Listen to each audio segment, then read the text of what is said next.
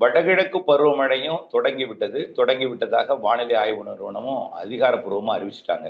ம். இப்போ இந்த காற்று சுழற்சி தாழ்வு பகுதியாகும் பொழுது 18ஆம் தேதி, அதாவது மழை இருந்து கொண்டே இருக்கும். 18ஆம் தேதி தீவிரமடையும் பொழுது, ம். இன்னும் கொஞ்சம் காற்றோட வேகம் கிழக்கு திசையிலிருந்து கொஞ்சம் தமிழ்நாட்டின் ஊடா மேற்கு தொடர்ச்சி மலையை நோக்கி போகும். வடக்கு நோக்கி வரும்பொழுது, இப்போ வரைக்கும் டெல்டா மாவட்டங்கள் மற்றும் தென் மாவட்டங்களுக்கு தான் மழை பொழிவை கொடுத்துட்டே இருக்கு.